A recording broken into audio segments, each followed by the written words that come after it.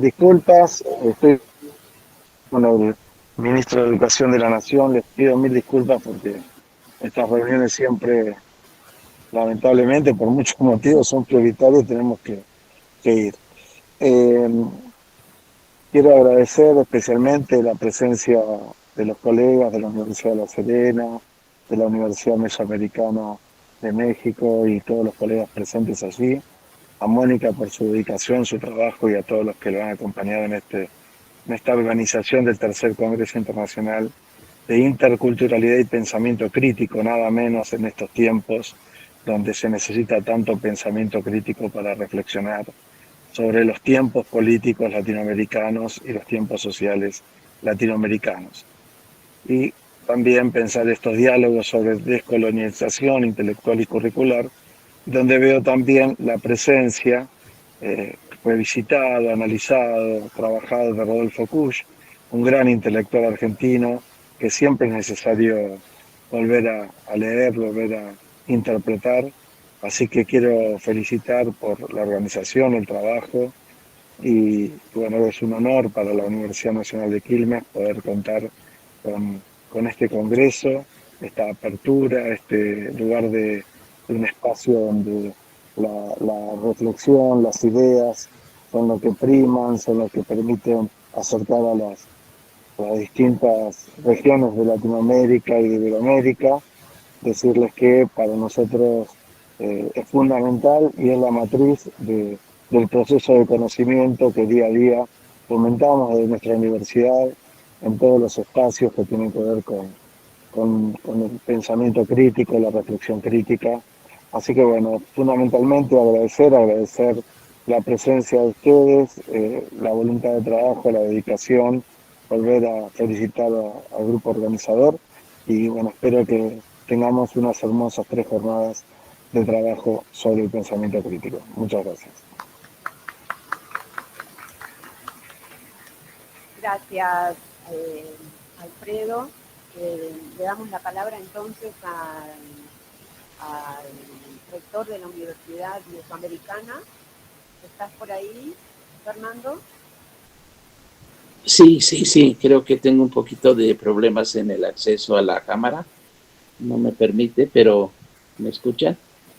Sí, te escuchamos. Ok, gracias. Me uno a la felicitación que acaba de hacer el doctor Alfredo.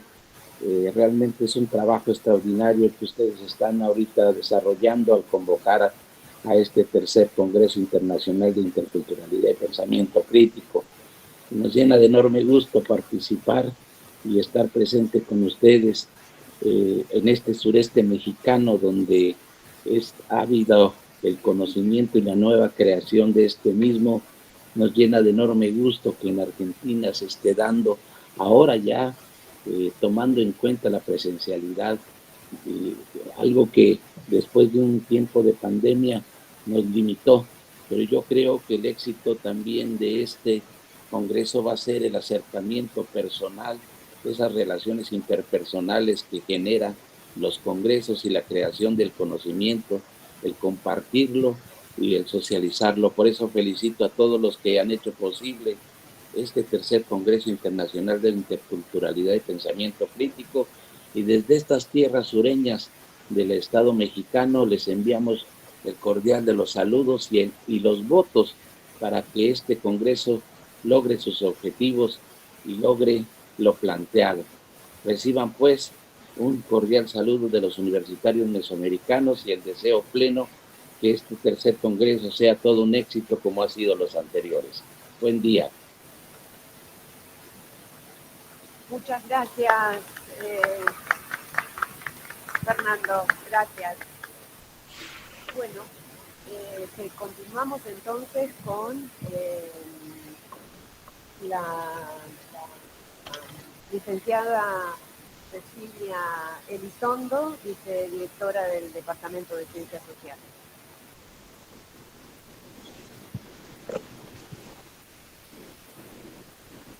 Algo está pasando. Hola. Buenos días todas y a todos. En primer lugar, bueno, darles la bienvenida desde el Departamento de Servicios Sociales a Mónica Fernández, toda la organización, los anteriores sucedidos en pandemia. Celebrar y agradecer que este evento con esta temática tenga lugar en esta coyuntura y en esta universidad. Creo que es muy pertinente, oportuno, urgente y necesario. Pensando justamente en los temas, haciendo un repaso del programa tan profundo que han elaborado, las diversas mesas que componen este encuentro, creo que también lo que estamos honrando es que las pedagogías críticas tienen su base en América Latina, su corazón es latinoamericano, eso es lo que trabajamos mucho en el área de educación, y esto obedece a una razón muy concreta. Es una pedagogía que tiende a liberarse de la dominación. No estoy diciendo nada que ustedes no sepan, pero creo la necesidad de remarcarlo en este momento que estamos atravesando. Es una pedagogía que se resiste a ser colonizada. Es una pedagogía que no se adapta, sino que persigue su transformación. Y es una pedagogía que entiende que las relaciones de enseñanza no serán nunca neutrales, sino que estarán siempre situadas en la política, en la cultura y en la historia.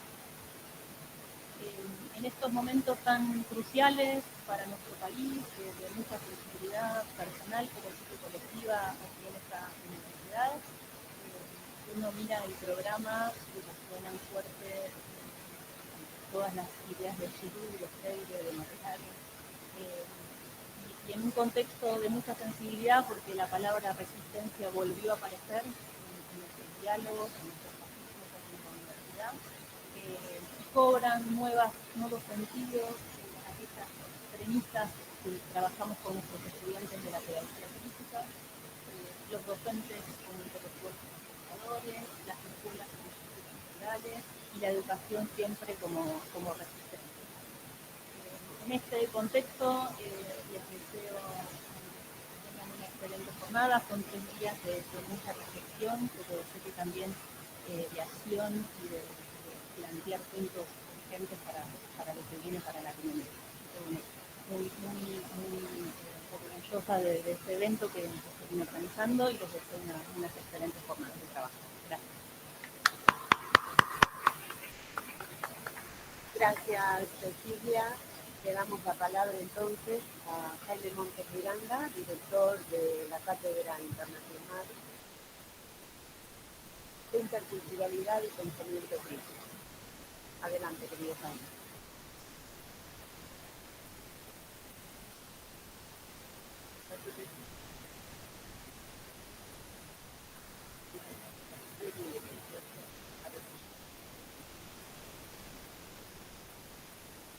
La Cátedra Internacional de Interculturalidad se propone la construcción de un espacio de trabajo entre diversas instituciones antropológicas.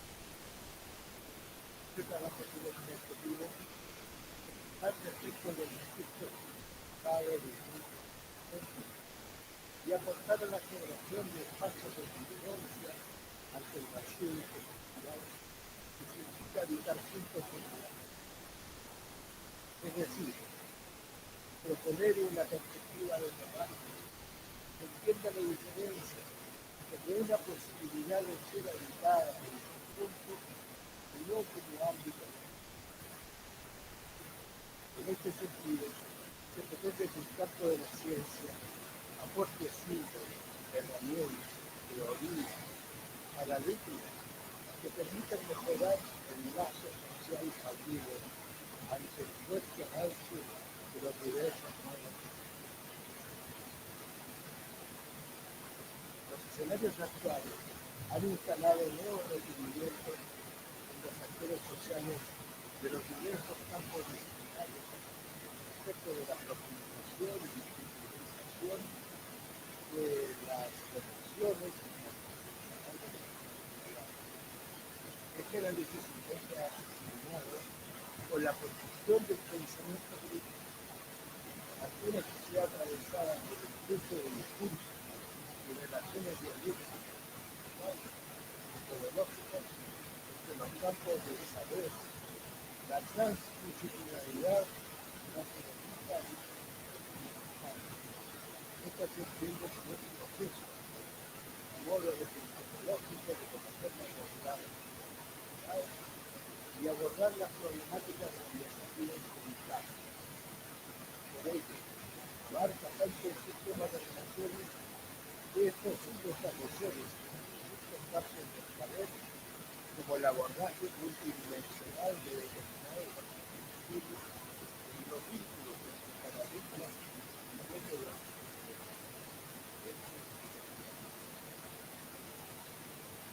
En su exposición a la fragmentación del conocimiento disciplinar, la transdisciplinaridad propone un modelo de enseñanza que busca construcción de conceptos y métodos disciplinarios de un diálogo, debate de las distintas perspectivas en el abordaje de una temática y o problemática nacional.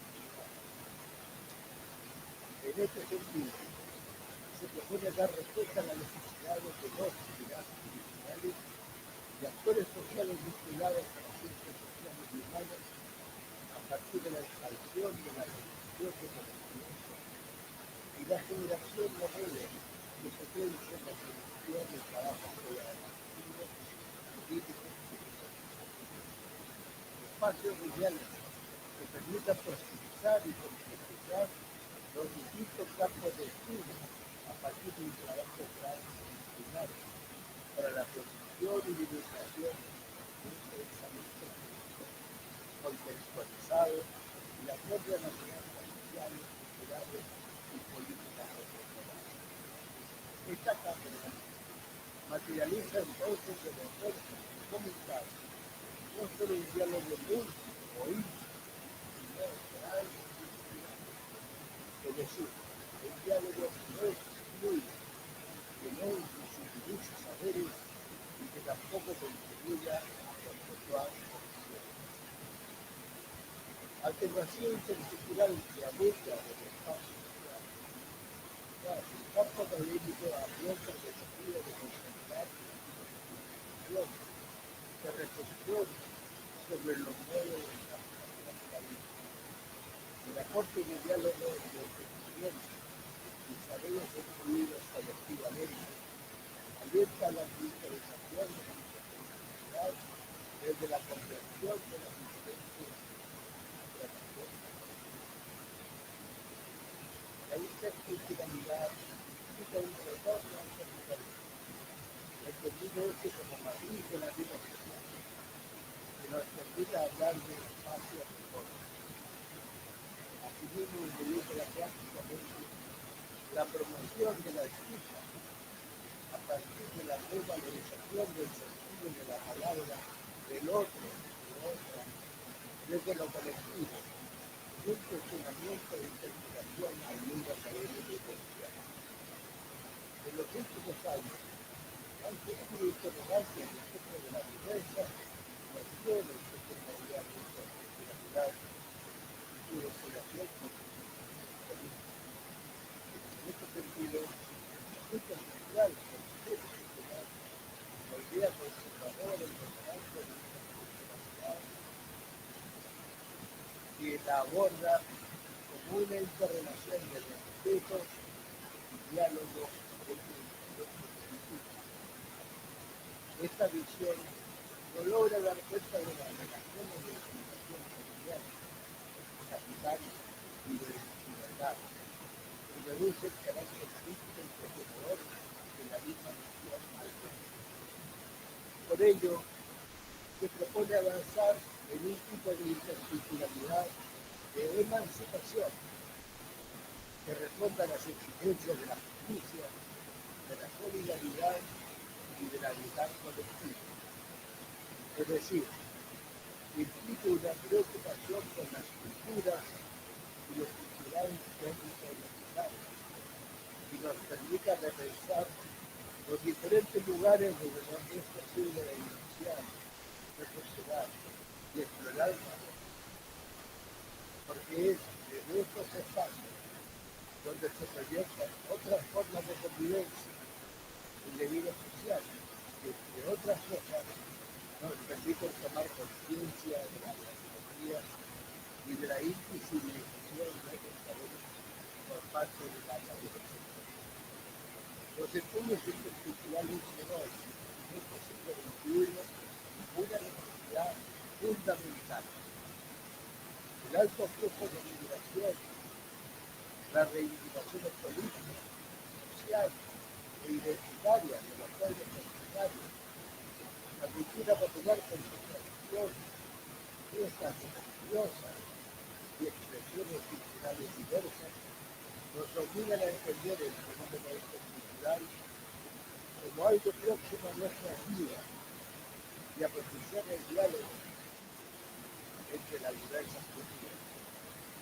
Las manifestaciones contra la violencia racista que se observan en todo el mundo, incluyendo los países llamados civilizados, muestran que en el fondo estamos experimentando una profunda crisis de valores que amenaza comenzar con la borda lo avanzado también en términos de humanismo y humanización social. El siglo XX nos ha dejado una herencia nefasta de este tipo de actividades. Por ello, confiamos en que el diálogo intercultural permita retomar la senda humanista de la cultura. El diálogo es un ingrediente básico de toda filosofía que busca entreverarse con otros y enriquecerse con otros. Propiciar el encuentro entre pueblos y naciones es fundamental para conseguir la paz, o bien universal. En sí, esta propuesta académica propone avanzar en el estilo político y sistemático de la internacionalidad que cuestiona formas asimétricas de convivencia. El sistema académico podría dar entidad a los saberes que tienen los destinatarios para compartir la difusión de posibilidad y generar conocimientos particulares, dividiendo la prevención de universalidad y autoridad.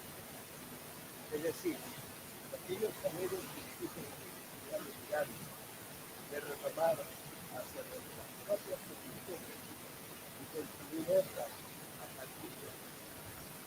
Desde esta perspectiva, la educación constituiría sectores sexuales a contendientes por y para otros, escuchando y ampliando sus horizontes de aprendizaje a la incorporación de los saberes sociales como condición para relacionar la racionalidad moderna con otro tipo de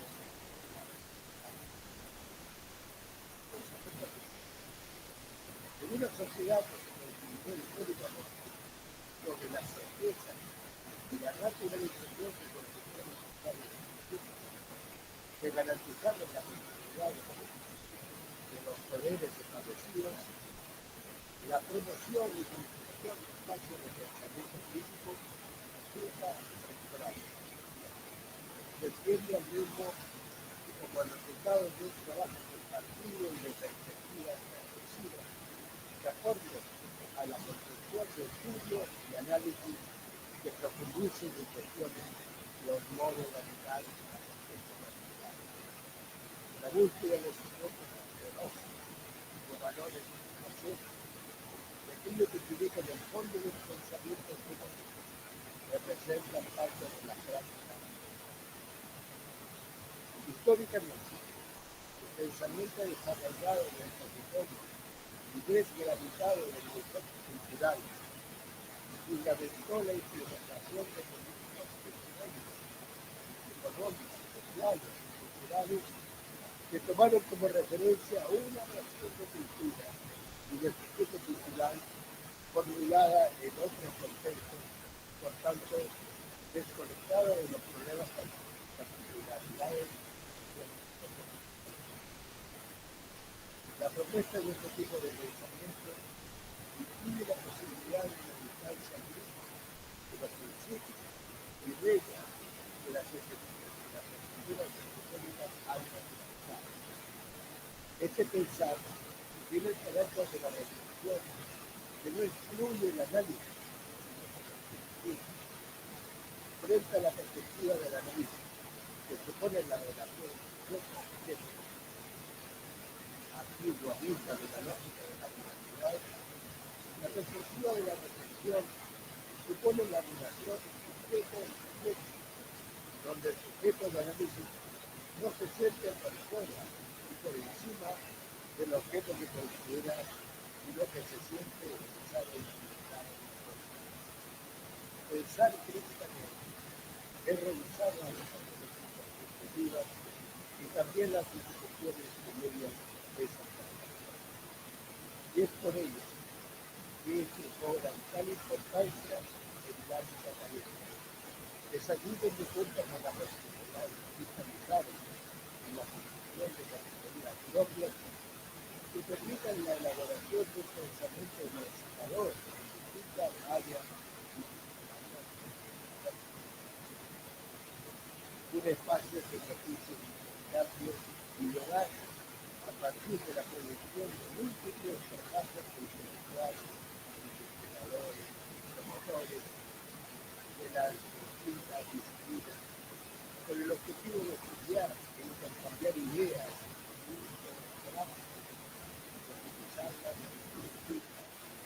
para la elaboración de nuevos lenguajes y categorías de pensamiento. ¿Cuáles son las líneas de acción de este trabajo? Apostar nuevas perspectivas teóricas y prácticas que enriquezcan el horizonte de acciones posibles de las instituciones universitarias. Generar un espacio de trabajo de investigación transdisciplinaria e interinstitucional que promueva el desarrollo industrial organizado. Aportar a la construcción de lazos sociales a partir de la valoración de lo colectivo y la dinámica práctica. Promover la construcción de trayectorias académicas reflexivas y sensibles a la vida. Fomentar la producción de pensamiento crítico y propositivo respecto de las problemáticas actuales más relevantes en el campo de la ciencia. Afianzar la competencia de los profesionales sociales y humanas y actores sociales optimizando sus contribuciones en ámbitos académicos y políticos. Generar un entramado de redes que potencie la producción de trabajo colaborativo del nivel de la sociedad. Promover la conversación con modo de pensar colectivamente. Reivindicar los históricos pluralismos y heterogeneidades o filosofías del mundo social. Comprender los fenómenos en seno de un entramado de relaciones políticas, económicas, raciales, culturales. Generar diferentes influencias sociales entre estudiantes, docentes y diferentes agentes involucrados en los distintos campos disciplinarios, con objeto de pensar conjuntamente, analizar posiciones teóricas y claves, realizar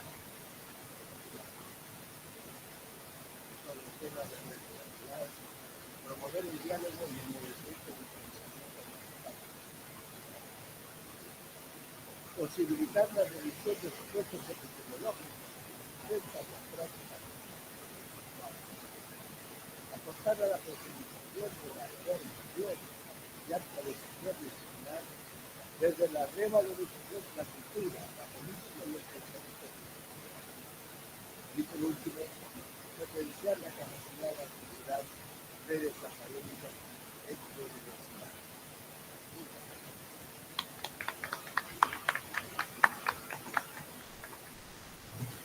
Gracias, Víctor, Jaime. Me quedo pensando en las palabras de Jaime, porque de algún modo es lo que venimos pensando, ¿no? Es algo así como una revolución, buscando otras epistemologías que nos permitan pensarnos como de la tierra, de la tierra, cambiar de los planeta, entender otras culturas, involucrarnos de manera conjunta. Cuando planteamos investigaciones, que esas investigaciones no tienen un objeto de estudio y un sujeto que pretende conocer, sino que el conocimiento se crea conjuntamente, y eso es lo que el querido Rodolfo Buch nos enseñó con sus metodologías, ¿no? Pensar en una construcción de sujetología. Eso de modo nos liberaría en el sentido intelectual e inicio, y nos quedaría continuar dialogando durante mucho tiempo respecto de la descolonización curricular, ¿no?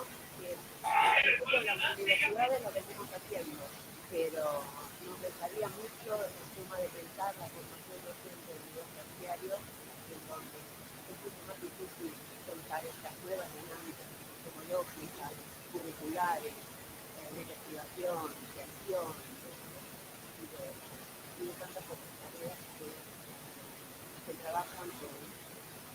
Así que gracias, Jaime, por recordarnos esto tan importante para pensar en la culturalidad de Allí en Guatemala, Perdón, alguien está con un el... entronque entre problemática indígena Diana, por favor, cerrá el micrófono. y organización social. Para jóvenes que venimos del colegio, que fue como un rayo de sol. Creo que ahora estamos. Sí. Víctor, no sé si quieres decir una palabra, si no damos comienzo a la conferencia. Adelante. Algo muy breve, muchas gracias. Quiero agradecer a la Universidad Nacional de Quilmes por invitar este tercer Congreso Internacional de Interculturalidad y Pensamiento Crítico. El primero se llevó a cabo en plena pandemia en México. El segundo se hizo con el apoyo de la Universidad de Cantabria. Y ahora la Universidad de Quilmes lo cobija. Doctora Mónica, muchas gracias por la organización de este evento. Seguramente serán jornadas muy interesantes en el programa Latinoamérica y estamos muy contentos de estar acá en este tercer congreso, seguramente el cuarto congreso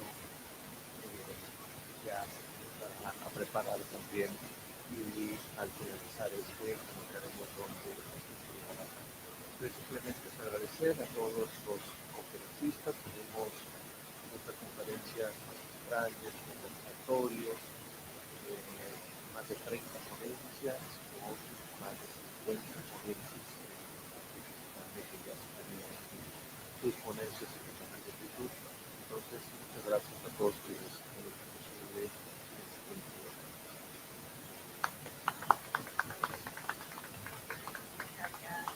Gracias, Víctor. Bueno, entonces vamos a dar inicio a este congreso con una conferencia de la querida Alcira Bonilla, a quien invitamos a acercarse a Madrid, digámosle, odio, como Mari Guste, y también a la querida Mariela Carasay, que va de algún modo moderar la conferencia de Alcira. Gracias, Cecilia, gracias, Jaime, gracias, Víctor.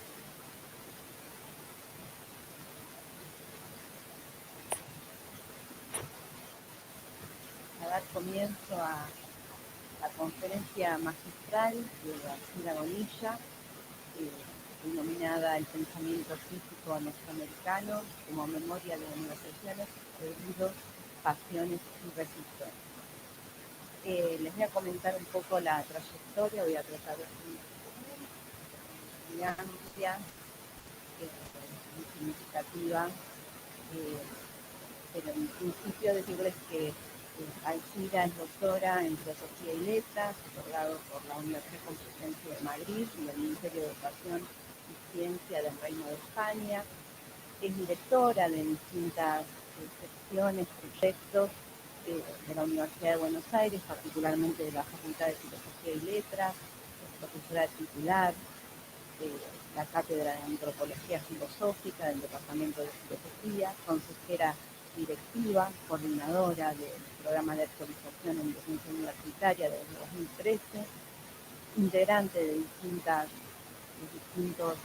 espacios de actualización de docencia universitaria y comisiones de asesoría en la Secretaría de Ciencia y Técnica de la Universidad de Buenos Aires, es investigadora principal del CONICET y ha recibido distintos premios y distinciones, como también, digamos, es parte de distintas monografías y ha tenido una proyección bastante importante en el campo de las ciencias sociales, así que más que agradecida de recibir. Damos comienzo entonces.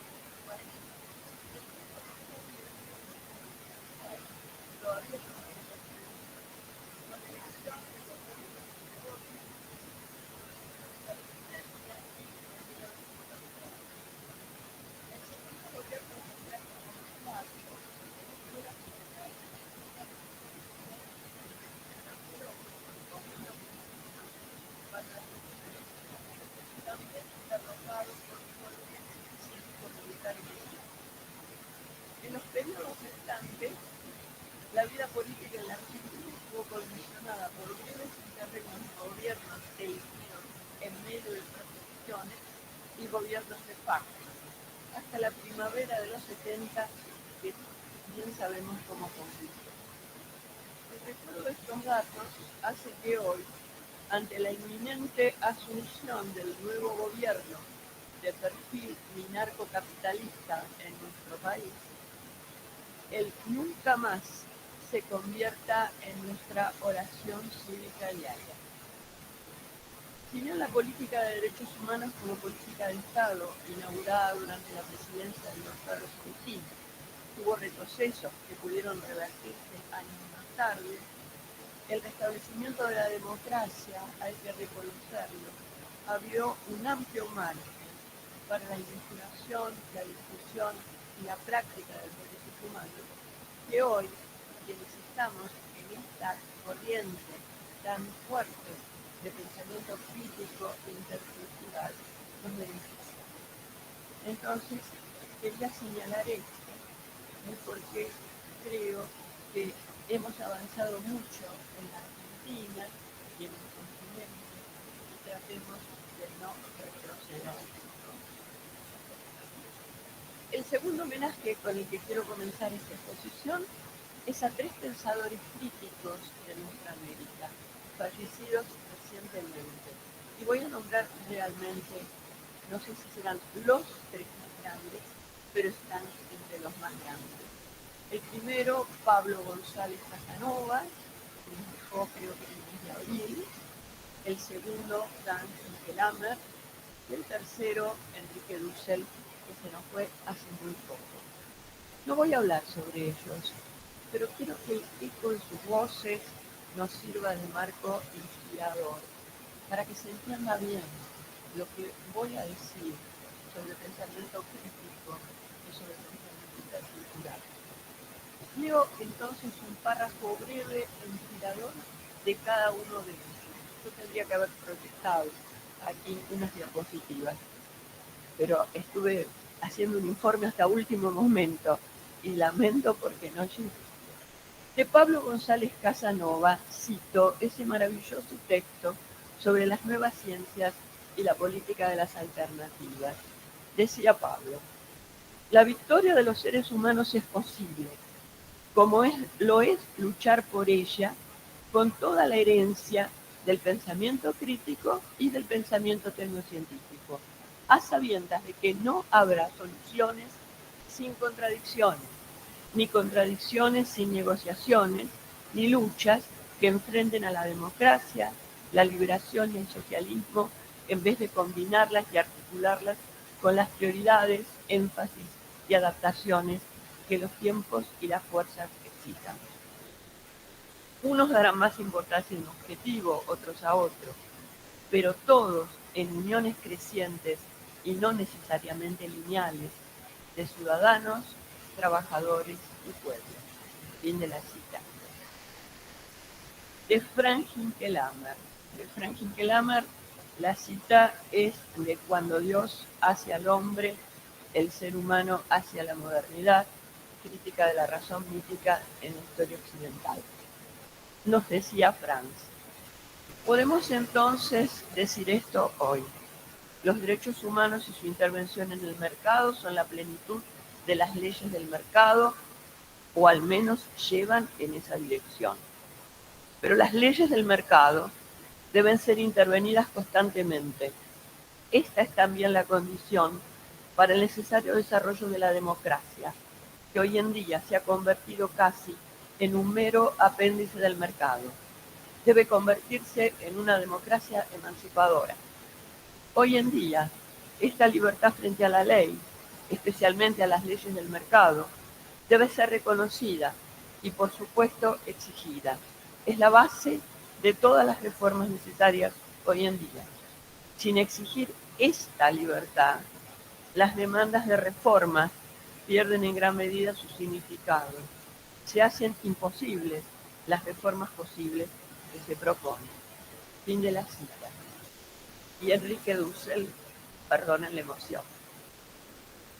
Pienso, decía Enrique, que la filosofía de la liberación nació en este ambiente crítico y por ello pensó desde su origen estos problemas con los recursos teóricos a la mano y en su época, en su localización histórica. Metacategorías como totalidad y exterioridad siguen teniendo vigencia como referencias abstractas y globales que deben ser medidas por las microestructuras del poder que se encuentra diseminado en todos los niveles y del cual nadie puede declararse inocente. Fin de la cita. Este es del último tomo de su Política de la Liberación.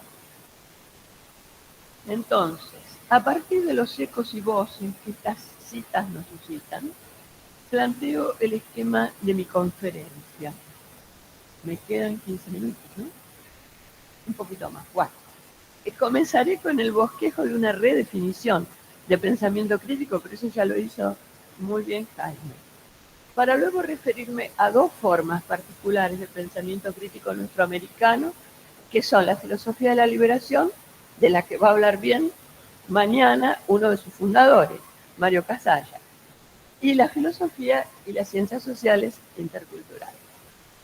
Pero también habló Jaime de eso, vamos a ver qué hago. Bueno, para comprender el vínculo que establezco entre filosofía de la liberación y filosofía y ciencias sociales interculturales, voy a realizar un paréntesis de lo que denomino, y algunos conocerán algún escrito mío, el cambio de época. Primero vamos a hacer algo, a decir algo, sobre una redefinición de pensamiento crítico. Bueno, de paso, como yo soy profe de Alma, docente de Alma, voy a empezar recomendando bibliografía, como hago siempre. ¿Sí?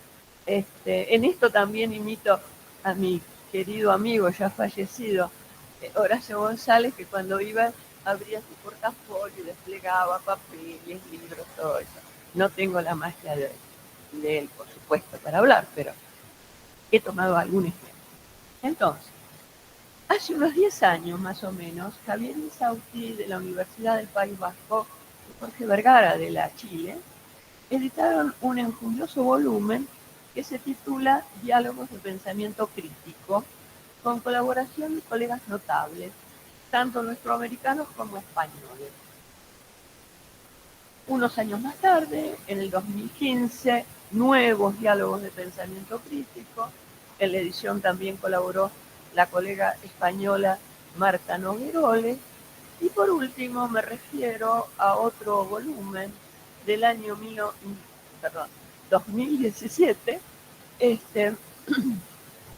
Yo viví la mayor parte de mi vida en 1900, entonces ustedes disculpen que a veces cambio las fechas.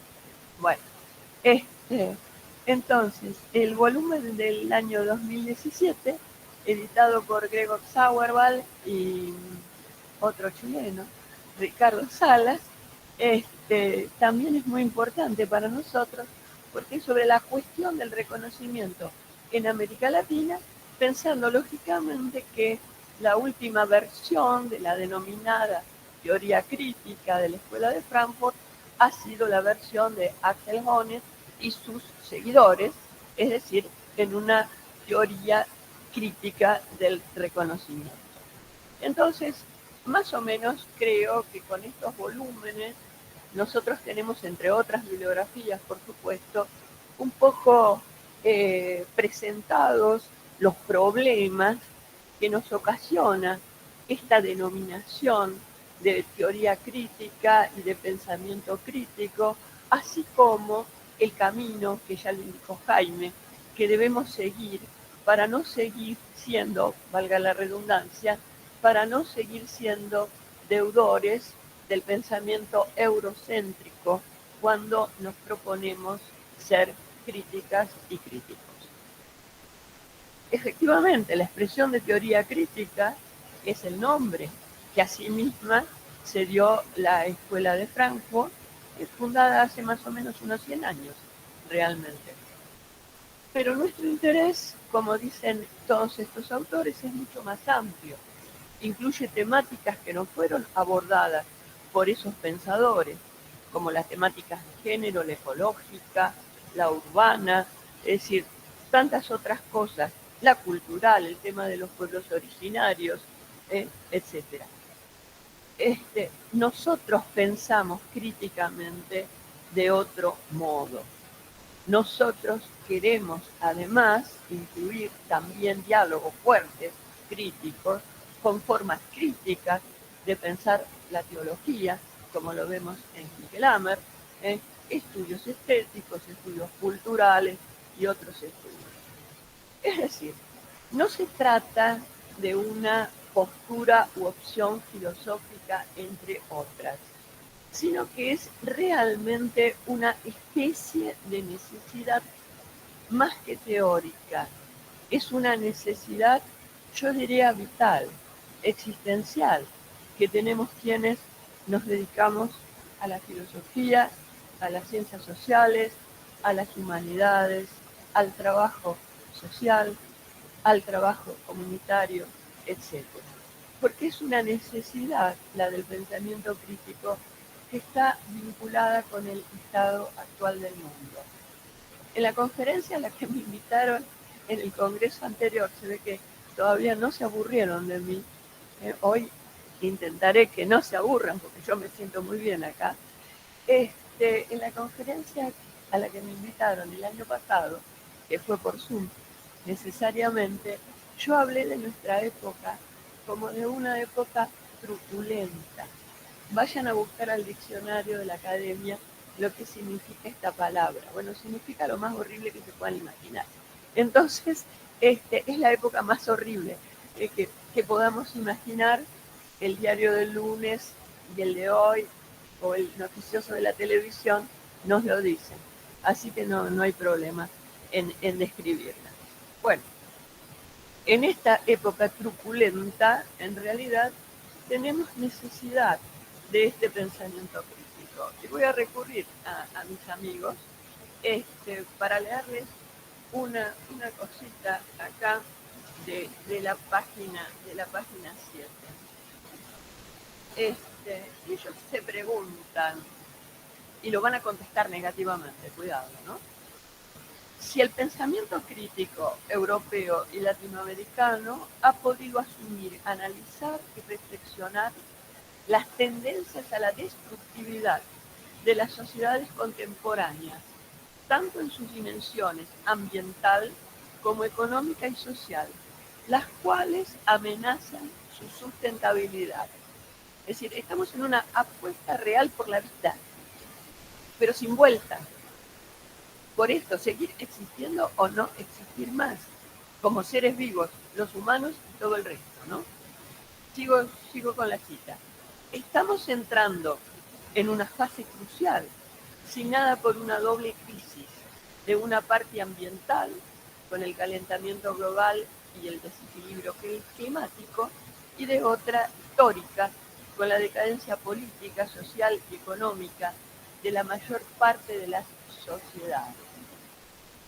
La forma actual de organización de la reproducción material, caracterizada por el mercado ilimitado y el control de las sociedades por el sector financiero, están destruyendo las sociedades, tanto ambiental como socialmente. Fin de la cita. Para esto necesitamos el pensamiento crítico. En este volumen hay un texto de Sinkelammer que, haberlo comentado con ustedes, me hubiera llevado toda la conferencia, pero que efectivamente lo recomiendo porque es una revisión del marxismo desde una nueva forma de pensar el pensamiento crítico y de plantearse estas dificultades. Bueno, aquí también hay un texto excelente de nuestro colega chileno, Salas Astrain, de Temuco, con quien yo también tengo un nexo de investigación y de trabajo muy fuerte, y él nos señala justamente que el pensar crítico es un pensar signado por el compromiso del saber comprometido con el destino y el proyecto histórico de nuestro país.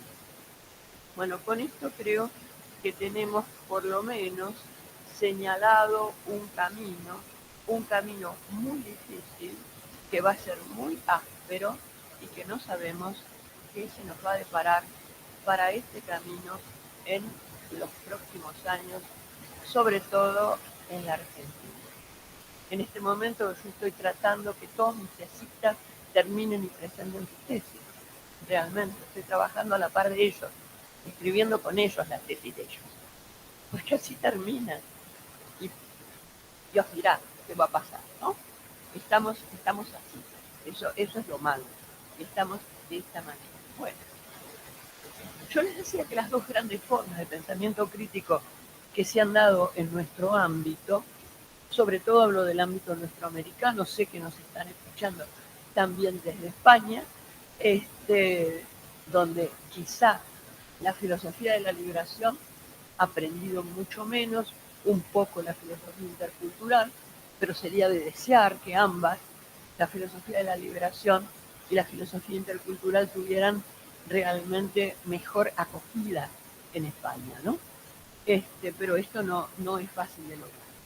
Sobre la filosofía de la liberación voy a decir poco y nada, por falta de tiempo, y porque además ustedes mañana van a tener oportunidad de escuchar sin duda una magnífica exposición de Mario. Simplemente señalar esto, ¿no? Que son como, diríamos, los rasgos más salientes de la filosofía de la liberación. Ustedes saben que la filosofía de la liberación surge a fines de los 60 y que se vuelve pública en el contexto del Segundo Congreso Nacional de Filosofía del año 1971, donde esta señora estuvo con la boca cerrada, porque estaba asombradísima de lo que estaba pasando. Entonces, los muchachos de ese momento, Cushing y Casalla, por ejemplo, con otros más grandes, como podían ser Dussel, Escalón, Cush, la propia Amelia Podetti, etcétera, ¿no? Se largaron con esto, de la filosofía de la liberación. Y en el año 73 se publica un primer volumen colectivo, cuya contratapa es un manifiesto que se debe a la redacción de Dussel, indudablemente, pero que fue firmado por todos ellos. Después se han hecho otros manifiestos a lo largo del tiempo y los han vuelto a firmar, aun quienes tenían disidencias graves entre sí. Bueno, entre las ideas matriciales de la filosofía de la liberación que están en este manifiesto, lo repito, porque lo he dicho en otras oportunidades, pero para quienes no la conocen bien, se destacan la conciencia de situacionalidad, la opción por un nuevo sujeto o agente histórico, cuya denominación varía según los autores, el oprimido, el marginado, el pobre, el pueblo, pero lo interesante es que no solamente piensan en Latinoamérica o en nuestra América, como yo prefiero decir, sino que también piensan en todas aquellas personas y grupos sociales que han sido convertidos en objeto por las diversas situaciones de dominación, sujeción, imperialismo, etc. Sobre todo a partir del denominado descubrimiento de América. Propongan un nuevo tipo de universalidad, el universal situado. La expresión es de autoría de Mario Casalla, de ese momento. Mañana él seguramente lo va a recordar. También señalan la necesidad de tomar en cuenta los cuestionamientos epistemológico-políticos del pensar en América Latina, la conciencia de ser un pensamiento de y para la praxis, y por lo tanto, y esto es muy importante, después Dussel le da una vuelta de tuerca más adelante, pero la constitución de la política, es decir, de la filosofía política como filosofía política. En ese momento, Dussel, Scanone, varios de ellos, ya habían empezado a leer a Levinas. Y ustedes se acuerdan que Manuel Levinas dice que es la ética, la filosofía prima, en lugar de la ontología, ¿no? Entonces, estos muchachos van a decir en los 70, comienzos de los 70, que la filosofía primera es la filosofía política. Y después, cuando hacen ética, indudablemente es una ética muy vinculada con la política, y la gran obra de Dussel, nosotros vamos a hacer una reunión de homenaje el día 13, la gran obra de Dussel la podemos condensar lógicamente en sus trabajos sobre ética y en sus trabajos sobre política. Bueno, muy bien, pero ¿qué pasa de los 70 en adelante? ¿Cuánto me queda? ¿Bien? Bueno, de los 70 en adelante, ustedes saben, se instalan, ya se habían instalado un poco antes en Brasil, se instalan las dictaduras por toda nuestra América, porque las dictaduras, como bien lo sabemos, fue el modo de penetración, de dominación de las políticas económicas neoliberales. Chile fue el modelo, diríamos, el caso emblemático de esto, pero todos la sufrimos de un modo u otro, realmente en nuestros países. Necesitaban de las dictaduras para que no hubiera, indudablemente, levantamientos populares. Es decir, fíjense, en nombre del neoliberalismo, dictadura. Claro, porque esos mini estados que pretenden, no por eso dejan de ser estados totalitarios. No confunden. Un estado totalitario puede ser un estado debilísimo, que depende, ¿no es cierto?, de una legión de fuerzas externas e internas, pero a la vez puede ser un estado gendarme, y un estado gendarme que no hesite en cometer crímenes de lesa humanidad como fueron los nuestros. Entonces, esto hay que tenerlo clarito, porque de nuevo surgen determinadas prédicas, ¿no es cierto?, de signo anarquista, que indudablemente lo que van a hacer es reducir el Estado en la medida posible sin perder esa condición de Estado fundamental. Entonces, cuidado con esto. Bueno, ¿qué pasa con la filosofía de la liberación? Bueno, tenemos muertos, exiliados, silenciados, olvidados. Algunos fuera del país desarrollan, digo fuera de mi país como fuera de otros países, desarrollan una obra intelectual extraordinaria por fuerza de lo que tenemos cerca, de lo que hemos nombrado. Recuerdo a Stinkelammer, que había estado trabajando en Chile y después se va a Costa Rica. La gran parte de su obra se desarrolla en Costa Rica. Dussel, que en el año 75 se va de Mendoza y desarrolla la gran parte de su obra en México. Roy y Agoglia, que Roy se va de Mendoza, Agoglia de La Plata, ambos perseguidos, Agoglia un hijo muerto, etc. Y desarrollan su gran obra en Ecuador, aunque por suerte la vida le regaló unos cuantos años más a Roy y pudo seguir trabajando con su gran grupo de investigación en Mendoza. Y así podríamos hacer toda una serie. Ahora bien, nosotros en la Argentina, y más o menos por allí sucede en todos los países, vamos recuperando una democracia frágil, por cierto, en los 80. Mi pregunta fue siempre, ¿qué pasó con la filosofía de la liberación? Bueno, ese es un problema. Ahora no lo voy a desarrollar. Porque con estas democracias frágiles no necesariamente se siguió cultivando con gran, diríamos, fervor y medios proporcionados por el Estado, ni el pensamiento crítico ni la filosofía de la liberación. Hubo condicionamientos por los cuales en nuestras universidades y círculos académicos había que seguir ciertos lineamientos que venían, por supuesto, de los países centrales y de sus academias prestigiosas. Sobre esto he escrito bastante, debo un libro, que quiero publicarlo por lo menos antes de morirme, y porque creo que es crucial, que hay que entender esto para entender lo que nos pasó después, lo que nos pasó en estos 40 años y lo que nos sigue pasando en nuestra América.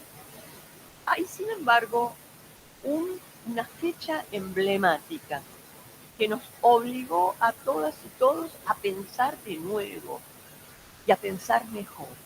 Esa fecha fue 1992. 1992 se da la disputa, así, por cómo se va a adjetivar el descubrimiento. ¿Qué nombre se le va a dar a esos 500 años? Entonces, las viejas potencias imperiales, España y Portugal, obviamente proponen la celebración.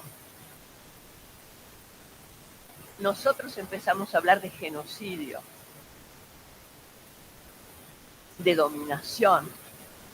Otros más conciliadores hablan de encuentro.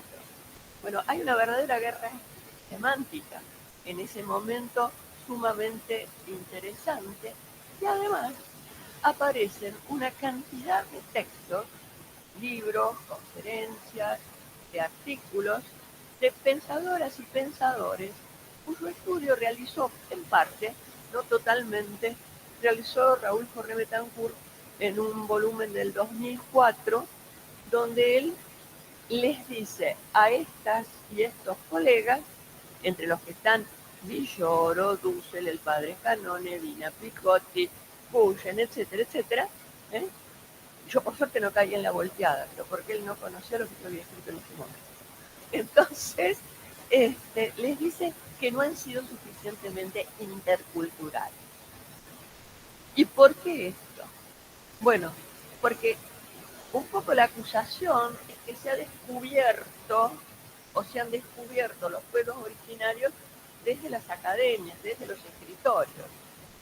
No se ha trabajado con ellos, no se ha sido lo suficientemente atento a otras formas de vivir, a otras formas de pensar, a otras formas de relacionarse con los demás seres humanos y con la naturaleza.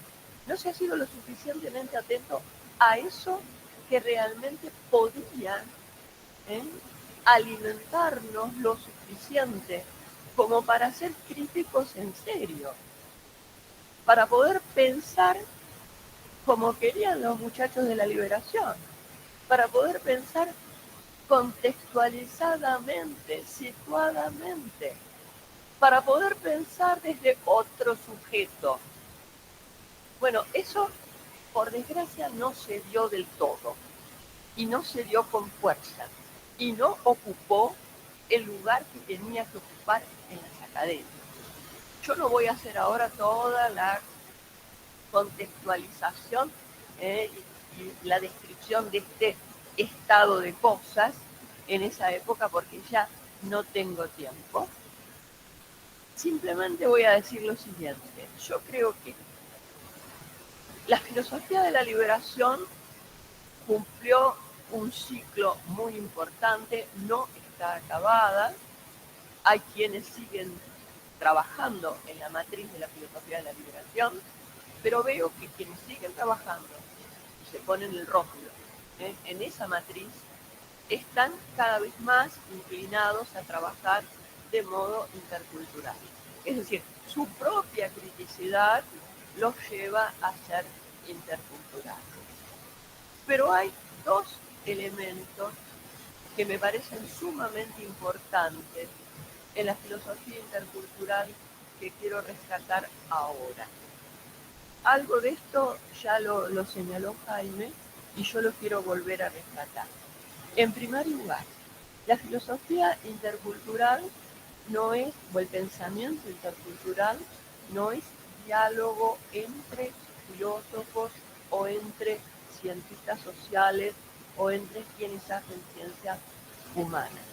La filosofía intercultural es diálogo con todas y todos aquellos y todos los grupos humanos que se hayan planteado de forma reflexiva y crítica los problemas fundamentales que nos atañen como seres humanos, pensando que además entre esos están también nuestros vínculos con la naturaleza, así como entonces podemos entrar en diálogos muy importantes con pensamientos de tipo animista o de tipo analógico que ven, que tienen otras ontologías, dirán hoy los antropólogos.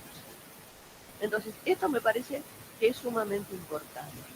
Pero el asunto es, como también decía Jaime, saber que los diálogos se establecen siempre en condiciones de asimetría. ¿Y por qué en condiciones de asimetría? Porque la mayor parte de los pueblos del mundo ha sido dominado. Entonces, los diálogos se inician siempre con algún tipo de asimetría y con una tendencia, con la idea regulativa o el ideal de que la asimetría en algún momento desaparezca. Que desaparezca la asimetría significa que entremos en un periodo de paz. no digo perpetua, pero más o menos estable durante un tiempo largo, que no sea ni la paz romana ni la paz norteamericana, ¿no? Por supuesto. Entonces, para que esto sea posible, los diálogos tienen que tener un elemento fundamental, que es el de la hermeneusis mutua. Es decir, no solamente escuchar e interpretar al otro, sino escuchar e interpretar como el otro nos interpreta.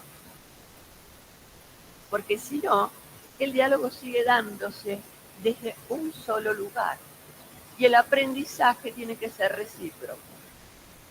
Esto nos lo han enseñado formas de trabajo social, de investigación-acción, formas de trabajo de campo de los antropólogos contemporáneos, etc. También en el ámbito de la filosofía, del pensamiento crítico, lo tenemos que practicar. Y en todo esto no podemos dejar de lado ni de olvidar algo que para la filosofía y el pensamiento intercultural, también para los que hacen política intercultural, historia intercultural, etcétera, es absolutamente fundamental, que es el tema del rescate y el diálogo con las memorias comunitarias. Y con esto, aunque quedó un poco desilvanado, quiero terminar porque para mí es fundamental el tema de la memoria comunitaria. ¿Qué es la memoria comunitaria? Yo la defino como la memoria de los grupos que tejen comunidad a través del recuerdo operativo de sus momentos faustos y de sus momentos de dolor. Grupos pueden ser grupos pequeños, puede ser un pueblo, puede ser una nación, no importa.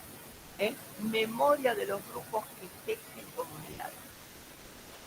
Y ese recuerdo es un recuerdo operativo, es decir, es un recuerdo que tiene consecuencias en la acción. No es algo que nos permite escribir un libro de historia. Entonces, no se trata de una restitución fiel del pasado que puede desembocar en el conservadurismo historicista, museal y castrador de los proyectos de los pueblos. No es el culto del pasado, sino, como decimos en la Argentina, y sigamos diciéndolo, memoria activa. No se trata de volver a una memoria colectiva ligada a la recuperación de una identidad perdida, pretendidamente fundante. Rica, plural y finita, la memoria, como observaba Pierre Bourdieu, existe en plural. Pluralidad de memorias, entonces, que es, como él decía, el corolario de una pluralidad de mundos y de una pluralidad de tiempos. No cabe duda alguna de que, debido a su baja intensidad, las memorias pueden conducir también a la anomia, se pueden destruir memorias comunitarias, como ya se ha intentado en nuestro país varias veces y se seguirá intentando. Pero lo que necesitamos es entonces resistencia y un trabajo sabio sobre las mismas, realizado como tejido memorioso, con la paciencia de la urdimbre y de la trama de nuestras teleras, que nos llevará a la reconstrucción y a la apertura de sentidos incluyentes e integradores. No se trata de recuperar lo ya instituido o dicho, sino, al modo levinasiano, de lograr un decir original de lo no dicho, de lo inmemorial de las experiencias abisales del dolor, la matanza, el desprecio, la negación, para hacer posible un reconocimiento de las personas y grupos olvidados y negados en los episodios de conquista, dominación y colonización. Se trata, en definitiva, de que esta memoria nos conduzca, como decía Reyes Mate, a una justicia anamnética, es decir, a una justicia basada en el recuerdo de las injusticias. Y para ir terminando, no se trata de la recuperación solamente de historias orales, por oposición a las escritas más o menos oficiales, sino también de la memoria de gestos, rituales, fiestas, lugares, experiencias comunitarias, antiguas y recientes, como son, por ejemplo, las de los movimientos sociales. En este punto quiero señalar, y con esto termino porque es como algo que me parece importante comentárselo, 3 lecturas que para mí en el último tiempo han sido decisivas. Por empezar, el Percorso de la Voce, El Camino y la Voz, de Carlos Severi, un antropólogo que trabajó justamente sobre este tema de la antropología de la memoria. Intenta justamente es una antropología general del arte de la memoria, mostrando la existencia de memorias diversas y antagónicas y de un universo pletórico de memorias que no se reducen a la oralidad, sino que, como yo decía, están vinculadas al gesto ritual, a la imagen y también, que esto es importante en nuestros pueblos, a un aprendizaje memorioso del arte de la memoria. Sobre esto hay una cantidad de trabajos importantes.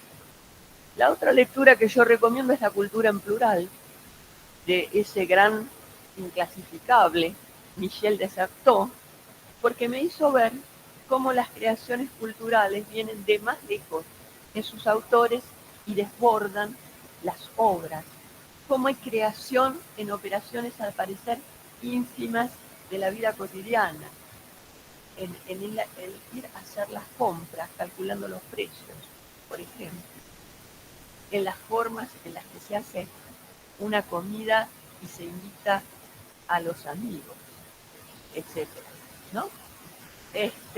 Toda acción, dice Michel de Certeau, cito, en la medida en que es política, también es filosófica. Retoma la tarea de fundar una sociedad sobre las razones para vivir propias de todos y de cada uno. Fin de la cita. Y un artículo del padre Scannone, Experiencias de salvación comunitaria, según la Laudato Si, la encíclica del 2015, porque él hace referencia a experiencias de salvación comunitaria por parte de los movimientos sociales, y por ende puede inferirse que en la mayor parte de los casos son también experiencias de memoria comunitaria que debemos analizar para enriquecer también nuestra noción de la misma. Y con esto termino, perdonen lo desilvanado, ahora, bueno, pueden preguntar, y yo contestaré si puedo, y si no, se los postergo. Gracias. Bueno, Alcira, evidentemente no te has cuidado de invitarnos a pensar y a reflexionar, así que qué bueno, gracias por esta contribución hermosa. Creo que nos has estado pensando a que cuando trabajamos como docentes, en educación, ¿no? Puedes pensar la intervención desde los discursivos, ¿no? De interpelar sentidos y prácticas, cómo invitarnos a la reflexión, ¿no? En relación a esta finalidad que muchas y muchos de nosotros creemos que tiene la educación, involucrando, digamos, el pensamiento colonial, la interseccionalidad, como una base transdisciplinar, ¿no? Y que tiene que ver con la emancipación de los procesos sociales, ¿no? Según algunos políticos es una aberración. Entonces, nos hace pensar en muchas cosas,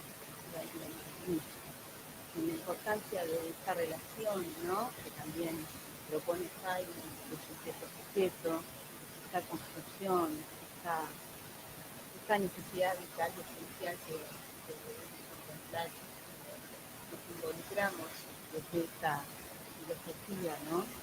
De este compromiso intelectual y curricular al cual se plantea la jornada.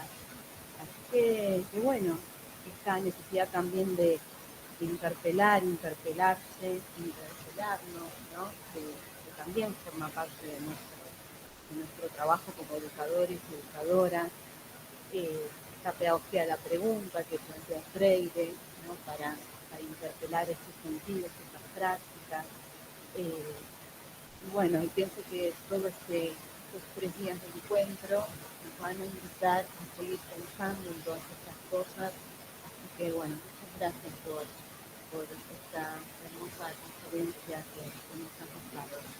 Y como decía Cira, no sé si tienen alguna pregunta, algo que quieran comentar. No hay nada.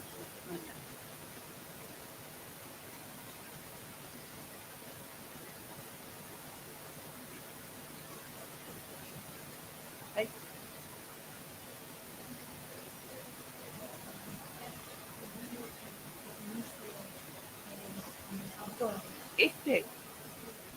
Este es Diálogos de Pensamiento Crítico, de Insausky y Vergara. No, ellos son los editores del libro, pero el libro tiene, me parece que son un total de 16 autores. Lo hicieron ellos, se editó por la Red Internacional de Pensamiento Crítico y la Universidad de Chile, la Facultad de Ciencias Sociales. Obsequio de autor.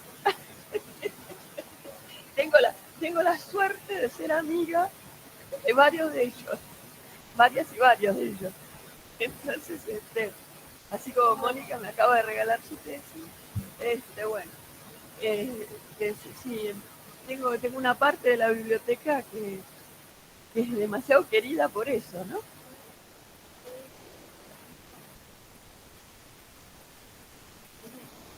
Sí.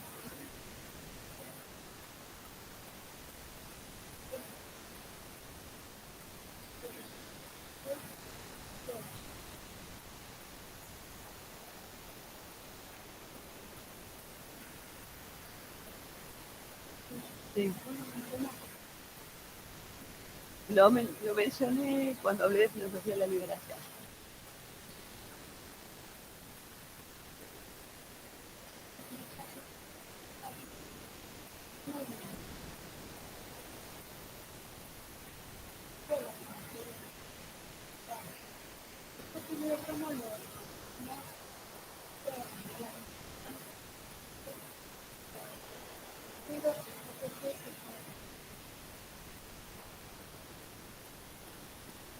Claro.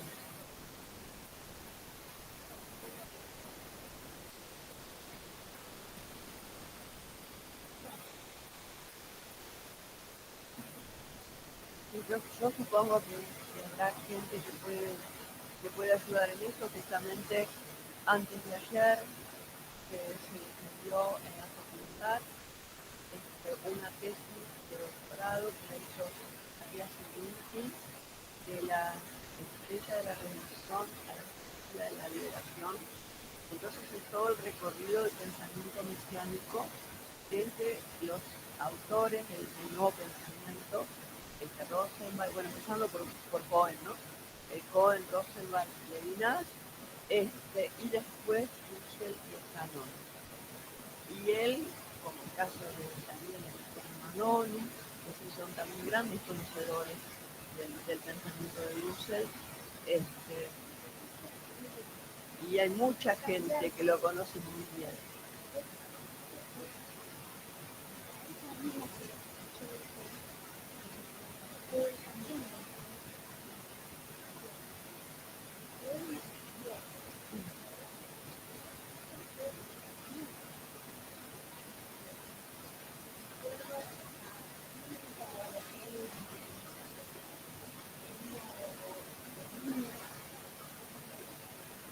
A ver, Russell fue revolucionario, fue muy interesante y además uno de los rasgos que yo destaco de Russell es un estilo que aunque a primera vista no era humilde, sí era humilde. En este sentido, Russell fue siempre muy abierto y dedicado al estudio y muy abierto al diálogo. Lo quiero decir porque es una experiencia personal. yo no fui ni amiga ni discípula, lo he visto a Dussel varias veces en mi vida, del 71 en más, ¿no? Pero,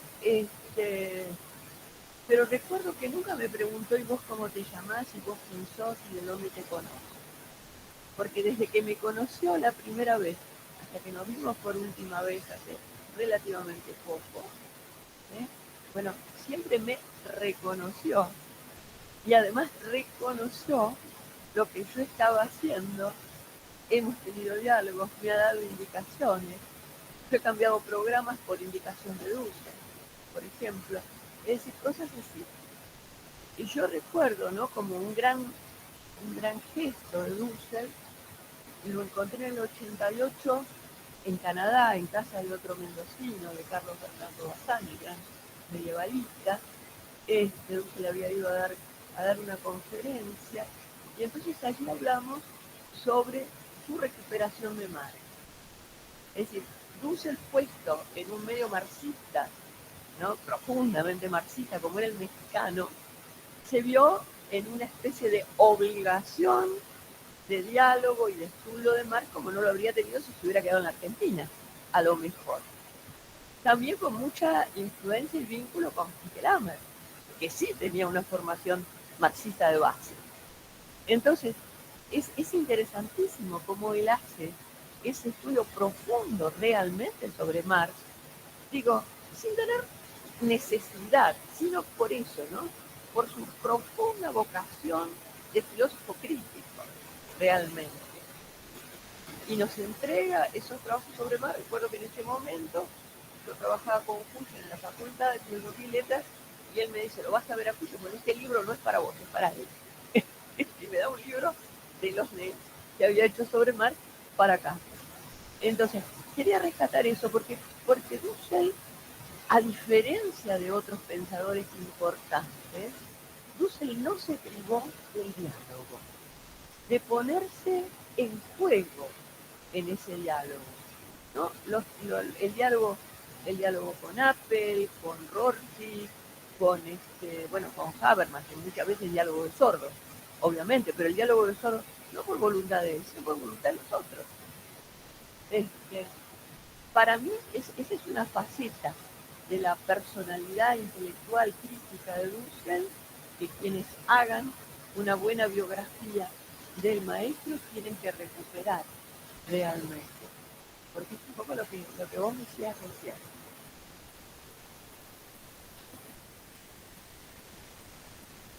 Sí.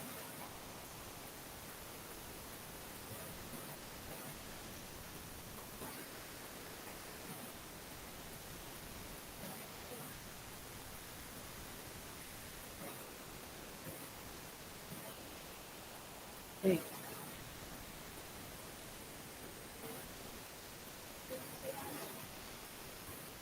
Claro.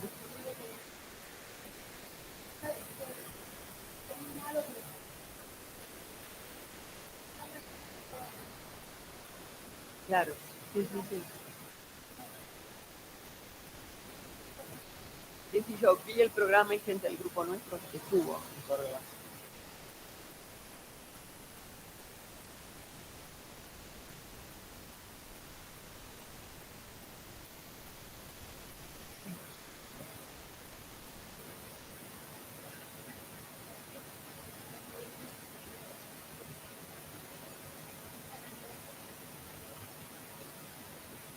Sí.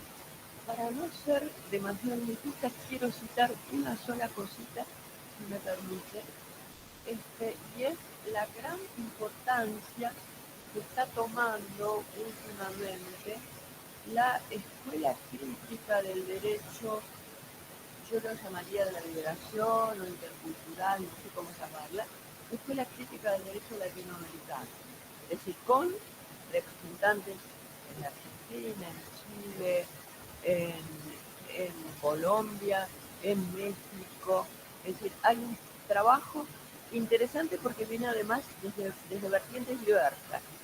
Es decir, los argentinos en principio salieron del derecho crítico europeo y después leyeron a Kusch, leyeron a Dussel, etc. Algunos otros empezaron haciendo derecho crítico a partir de la lectura de Chacuría. Pero y también, bueno, hay que nombrar la famosa escuela de Sevilla de derecho crítico. Es decir, a mí me parece que se trata de una línea de pensamiento sumamente interesante y que está, diríamos, en el marco de nuestras preocupaciones y de nuestro enfoque del trabajo. Por eso que los quería nombrar, porque yo también estoy trabajando un poco con ellos en este momento. ¿Hay una pregunta que quieran hacer? Y por ahí yo hago una pregunta que me comentaron. El lunes estuvo Roberto Fox, como es, pero y trabajo en una organización vinculada con la obra de Gabriel Foster, de todo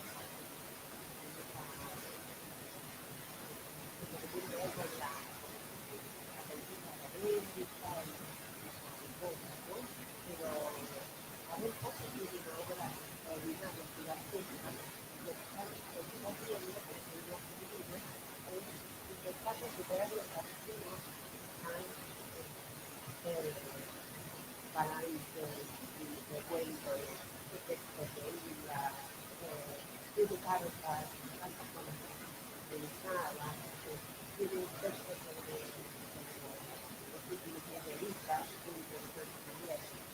La pasión según Eva. Bien, y el tratamiento de Eusebio, la novela espectacular, se lo dará, con la que tengo que hablar con el profesor de Eva, ¿no? Porque todas esas cartas, ese intercambio, está ahí en los archivos de y el costo conoció a Rodolfo porque comenzó a ver cosas, ¿no? Entonces, eso es lo que me cuenta, ¿no? Y ya lleva varias obras publicadas. Presentó una en Córdoba que tengo acá, que me trajo también a dejar que uno ¿y alguien más quiere?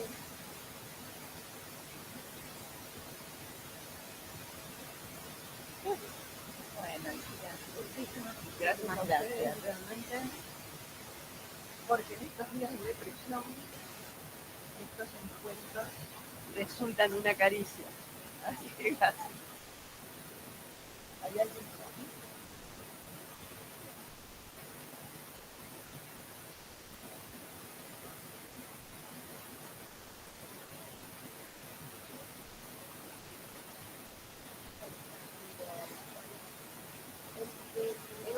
Vos no lo podés desactivar, desactivar en la comunidad y algo que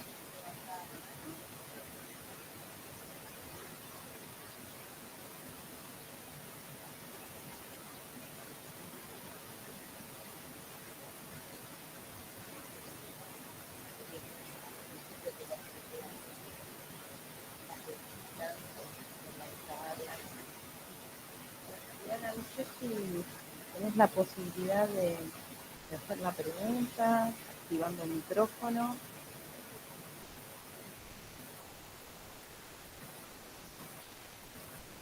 bueno, aprovechamos para la hibridez tiene estos problemas técnicos, ¿no? Así que bueno, lo que vamos a hacer es, una vez que terminen las jornadas del Congreso, los 3 días, vamos a tratar de editar las grabaciones y se subirán al canal de YouTube de la cátedra. Acá el cerebro tecnológico del Víctor siempre está presente para esas cosas. Y bueno, parece que Diana se arrepintió entonces. Quiero dar también las gracias a Frida por acompañarme siempre, por enseñarme siempre, porque pues, no solamente tiene memoria, sino que también tiene sabiduría. Además de conocimiento, tiene sabiduría. Tiene años. Pues, Bueno, gracias. Así que la dejo a Mariela que termine. Bueno, nada, simplemente agradecer al CIRA enormemente y agradecer a las universidades que conforman este congreso, que ya es la tercera edición, así que bueno, para que se hagan muchos más, que nos inviten y nos sigan interpelando en lo que somos y en lo que hacemos. Así que muchas gracias.